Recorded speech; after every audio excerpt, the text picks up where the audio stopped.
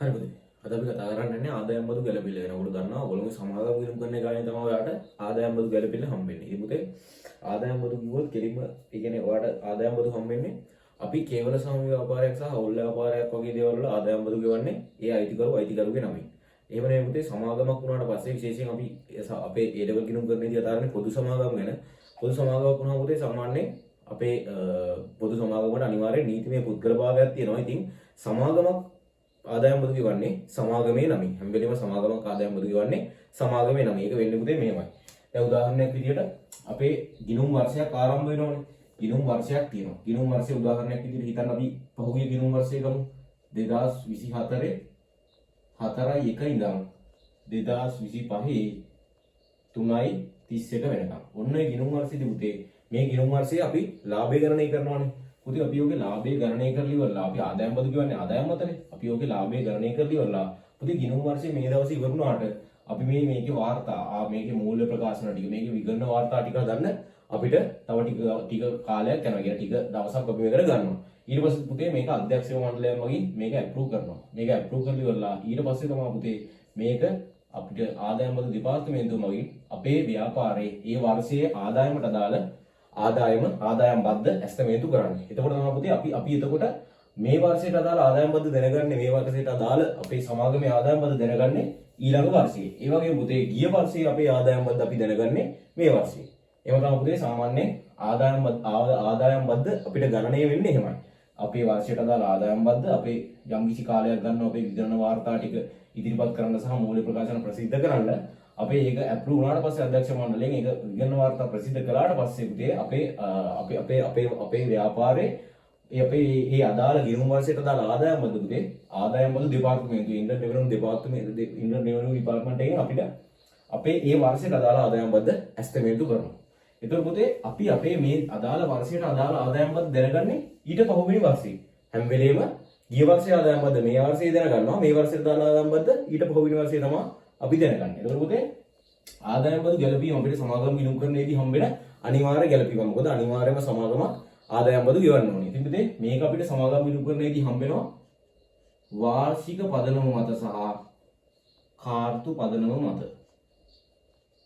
ඔයගොල්ලෝ දන්නවා කාර්තුවක් කියන්නේ මාස 3ක කාලයක්. අපිට මේ ආදායම් බද්ද වාර්තා කරන විදිහ හම්බෙනවා වාර්ෂික පදනමට සහ කාර්තු පදනමට. පුතේ අපි මුලින්ම කතා කරගමු වාර්ෂික පදනමට අපි කොහොමද මේක සටහන් කරන්නේ කියලා. එතකොට පුතේ වාර්ෂික පදනමට කොහොමද අපි ආදායම් බද්ද වාර්තා කරන්නේ? වාර්ෂික පදනම. උදාහරණයක් විදිහට පුතේ අපිට වර්ෂයේ පටන් ගද්දී අපිට දෙනවා ආදායම් බදු අපේ ඇස්තමේන්තුවක්. අපේ හැම වෙලේම වෙන්නේ පුතේ ආදායම් බදු ඇස්තමේන්තුවක්. ඒ කියන්නේ අපිට මේ වර්ෂයට අදාළ ආදායම් බද්ද හරියටම දැනගන්න පුළුවන් වෙන්නේ ඊළඟ වර්ෂෙදී. මේ වර්ෂයේ ආදායම් බද්ද අපේ සමාගමට ගෙවන්න වෙන ආදායම් බද්ද අපිට දැනගන්න වෙන්නේ ඊළඟ වර්ෂෙදී. පුතේ ඔය වාර්ෂික පදනම මත අපිට ආපු සමාගම් ගාන තමයි 2023 ඇවිල්ලා තියෙන්නේ පුතේ. වාර්ෂික පදනම මත ආපු සමාගම් ගාන ඔයගොල්ලෝ හැම කෙනාගේ මතේ මම හිතනවා 2023 පේපරේ තියෙනවා කියලා. බලන්න පුතේ 2023 පේපරේ සමාගම් බදු ගැලපිල්ලේදී ඔයගොල්ලෝ දීලා තියෙන විදිය. ඔයාලට දීලා තියෙන පුතේ ඒකේ බලන්න ඔයාගේ සමාගම් බදු ගැලපිල්ල ඇවිල්ලා තියෙන්නේ ආදායම් බදු ගැලපිල්ල ඇවිල්ලා තියෙන්නේ කීවෙනි ගැලපිල්ලද? 8 වෙනි ගැලපිල්ලේ. සමාගම් ගිණුම් කරන්නේ 8 වෙනි ගැලපිල්ල ඔයාලට ඇවිල්ලා තියෙනවා ආදායම් බදු ගැලපිල්ල. ඒකේ පුතේ ඔයාලට කියලා තියෙන්නේ ශේෂ පිරික්සුමේ දක්වා ඇති ගෙවූ ආදායම් බදු සමන්විත වන්නේ පසුගිය වසර සඳහා වූ 4,50,000ක් සහ ප්‍රවර්තන වර්ෂයේ ප්‍රථම කාර්තු තුන සඳහා ගෙවන ලද බදු වලිනි. 2023 3.31 දිනෙන් අවසන් වර්ෂය සඳහා මුළු ආදායම් බදු වගකීම 2,08,000ක් ලෙස ඇස්තමේන්තු කර ඇත. එතකොට පුතේ මේකේ ඔයාලට දීලා තියෙන්නේ අදාළ වර්ෂයේම ආදායම් බදු වලට ඇස්තමේන්තුව දීලා තියෙනවා. හරිද? එතකොට බලන්න ඕකේ ඔයාලට දීලා තියෙන්නේ ඔයාලට බලන්න ශේෂ පිරික්සුමේ ඔයාලට දීලා තියෙනවා. ශේෂ පිරික්සුමට ගිහිල්ලා බලන්න ඔයාලට ශේෂ පිරික්සුමේ දීලා තියෙනවා ගෙවූ ආදායම් බදු කියලා. මේ වර්ෂයේ අදාළ ගෙවපු ආදායම් බදු ටික, ඒ කියන්නේ මුදලින් ගෙවපු ආදායම් බදු ටික. ඒ වගේම ඔයාලට දීලා තියෙනවා 2022 4.1 දිනට ආදායම් බදු සඳහා ප්‍රතිපාදන. පුතේ අපි මේක හදමු. මේක ඔයාලට හදන්න පුළුවන් පුතේ විදි දෙකක් තියෙනවා. එකක් පුළුවන් පුතේ ඔයාලට කෙලින්ම මේක ආදායම් බදු ගිණුමකට දාලා හදාගන්න පුළුවන්. ආදායම් බදු ටික ගිණුමකට දාලා හදාගන්න පුළුවන්. පුතේ ආදායම් බදු කියන්නේ අපේ මෙතන ආදායම් බදු වගකීමක් තියෙන. මෙතන ඇස්තමේන්තුවක් අපිට දාන්න තියෙන්නේ. පුතේ 4.1 දිනට ආදායම් බදු ප්‍රතිපාදනය අපි ප්‍රතිපාදනය කරලා තියෙනවා කීයක්ද? බලන්න 4.1. 4.1. ඒ කියන්නේ මේ අවුරුද්ද පටන් ගද්දී මේකේ ප්‍රතිපාදනය. ඒ කියන්නේ පුතේ ගිය වර්ෂයේ ආදායම් බදු ඇස්තමේන්තුව තමයි අපිට දීලා තියෙන්නේ. කීයක් දීලා තියෙනවද? 350යි. පුතේ ගිය අවුරුද්දට ආදායම් බද්ද 350ක ඇස්තමේන්තුවක් තියෙනවා.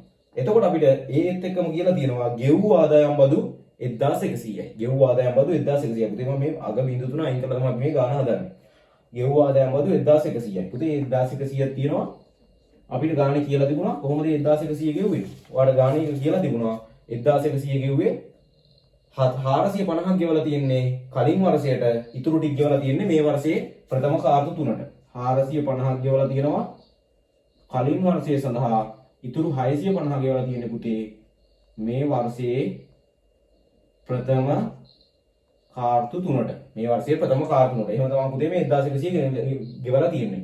අපි පුතේ මේ ගෙවපු 1100ම ආදායම් බදු ගිණුමට හර කරනවා, මුදල් ගිණුමට බැර කරනවා. මේ මුදලින් ගෙවපු එකනේ. මුදල් ගිණුමට බැර කරනවා. එතකොට පුතේ 1100ක් ගෙවලා තියෙනවා. ඊට පස්සේ පුතේ අපිට එහෙමම තව කියලා තිබුණා මේ වර්ෂයේ ආදායම් බදු වගකීම 2023 3.31 දින අවසාන වර්ෂය සඳහා මුළු ආදායම් බදු වගකීම දීලා තියෙනවා 800ක් ලෙස. ඒ කියන්නේ ලක්ෂ 8ක් ලෙස ඇස්තමේන්තුවක් තියෙනවා. පුතේ මේ අවුරුද්දේ ඔක්කොම ලක්ෂ 8ක ඇස්තමේන්තුවක් තියෙනවා. 800ක් ඇස්තමේන්තු කරලා තියෙනවා මේ වර්ෂයේ ආදායම් බද්ද. දැනට ගෙවලා තියෙනවා පුතේ මේ අවුරුද්දට දාලා මේ තියෙන්නේ 1100න් 650ක් දැනට ගෙවලා තියෙනවා මේ අවුරුද්දට. එතකොට මේ අවුරුද්දේ තව කීයක්ද ගෙවන්න තියෙන්නේ? මේ අවුරුද්දට අදාළ ඇස්තමේන්තුවට තව කීයක්ද මදි? ඇස්තමේන්තුවට අනුව තව පුතේ 150ක් මදි. ඒ කියන්නේ ගෙවිය යුතු ආදායම් බද්ද තියෙනවා. මේ අවුරුද්ද ඉවර වෙද්දී ගෙවිය යුතු ආදායම් බදු වගකීම වෙන්නේ 150යි. එතකොට පුතේ ඒක අපි දා ගන්නවා. අපි මෙතනින් ශේෂය 15ට ගෙනියනවා 150. ශේෂය 15ට ගෙනියනවා 150. මෙතනින් පුතේ අනිත් පැත්තෙන් ශේෂය අපි මම මෙතන දැන්නම කරන 1100 ශේෂය මෙතනින් ඉදිරියට ගෙන යනවා 150. ඔයාලා සම්පූර්ණ සටහනවලදී හම්බ වෙනවා අපි මෙහෙම ගණන් හම්බ වෙනවා හරි. එතකොට පුතේ මේ පැත්තේ අපිට එනවා එකතුව 1250යි 1250යි. මෙන්න මෙතනින් පුතේ ඔයාට එනවා 1250යි. මෙන්න මෙතනින් ඔයාලට පුතේ එනවා ලාභ ගිණුමට යන්න ඕන ආදායම් බද්ද. ඒ කියන්නේ වර්ෂයට අදාළ ආදායම් බද්ද. එතකොට පුතේ කොහොමද වර්ෂයට අදාළ ආදායම් බද්ද දෙන්නේ? මේ 1250න් මේ 350 අයින් වුණාට පස්සේ වාර්ෂික ආදායම් බද්ද දෙනවා පුතේ 900ක් විදියට. ඔයා මේක තමයි අර ඔයා ගන්න බදු පෙර ලාභයෙන් අඩු කරන ආදායම් බද්ද. කීයද? 900. වාර්ෂික ආදායම් බද්ද පුතේ 900යි. එතකොට පුතේ මේක හදන තව විදියක් තියෙනවා. හිතන්න ඔයාට මේ ගිණුමකට දාලා ඔයාට හදන්න පැටලෙනවා කියලා හිතන්න. ගිණුමකට දාලා හදන්න ඔයාට පැටලෙනවා නම් පුතේ ඔයාට පුළුවන් මේක මේ විදියට හදාගන්න. කොහොමද පුතේ අපිට දීලා තිබුණේ? 1100ක් ගෙව්වා. 1100ක් ගෙව්වා. මේක ගෙව්වේ කොහොමද? පසුගිය වර්ෂයට දාගන්න. පසුගිය වර්ෂයට ප්‍රවර්තන වර්ෂයට. පසුගිය වර්ෂයට ගෙවුවා පුතේ කීයද? 450ක්. ප්‍රවර්තන වර්ෂයට ගෙවුවා 650. එතකොට පුතේ පසුගිය වර්ෂයේ ඇස්තමේන්තුව තිබ්බේ කීයද? පසුගිය වර්ෂයේ ඇස්තමේන්තුව තිබ්බේ 350යි. නේද? පසුගිය වර්ෂයේ ඇස්තමේන්තුව තිබ්බේ 350ක් කියලා. හැබැයි ගෙවලා තිබුණා කීයද? 450. ගෙවලා තිබ්බා 450. මේ අවුරුද්දේ ඇස්තමේන්තුව මේ තියෙන්නේ පසුගිය අපි ඒකක් ලියාගමු. ඇස්තමේන්තුව පසුගිය වර්ෂයේ තිබුණා පුතේ 350ක්. මේ වර්ෂයේ තියෙනවා පුතේ 800ක්. මේ වර්ෂයේ තියෙනවා 800ක්. ඒක පුතේ පහුගිය වර්ෂයේ ඇස්තමේන්තු කරලා තිබුණේ 350යි. හැබැයි අපිට අර ආදායම් බද්ද මේ ආදායම් බද්ද දෙපාර්තමේන්තුවෙන් ආවට පස්සේ අපි කීයක් ගෙවලා තියෙනවද? 450ක් ගෙවලා තියෙනවා. එතකොට පුතේ 450ක් ගෙවලා තිබුණා. 450ක් ගෙවලා තියෙනවා. මේ අවුරුද්දේ ආදායම් බද්ද දැන්ට තියෙන්නේ 800යි කියලා තමයි අපි ඇස්තමේන්තු කරලා තියෙන්නේ. එතකොට පුතේ ගිය අවුරුද්දේ අපි කරලා තියෙන්නේ මොන වෙන් කිරීමක්ද? 350යි වෙන් කරලා තියෙන්නේ ඇස්තමේන්තුවක් කරලා තියෙන්නේ. හැබැයි 450ක් තමයි ඇත්ත ආදායම් බද්ද. අපි පුතේ මෙතන 350යි වෙන් කරලා තියෙන්නේ. ඇත්ත ආදායම් බද්ද 450යි. එතකොට අපි උතර වෙලාගෙන තියෙන්නේ පුතේ ඌණ වෙන් කිරීමක්.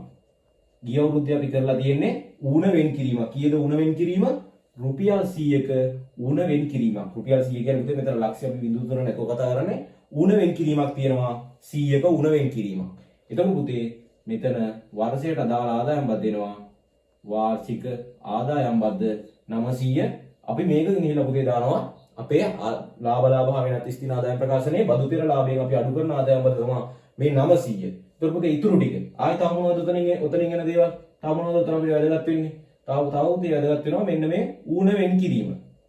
ඌන වෙන් කිරීම. උදේ මේ ඌන වෙන් කිරීම ආදායම් බදු ඌන වෙන් කිරීම අපිට වැදගත් වෙනවා. තව වැදගත් වෙනවා මොකද්ද? උපජිත කොටස. උපජිත කොටස.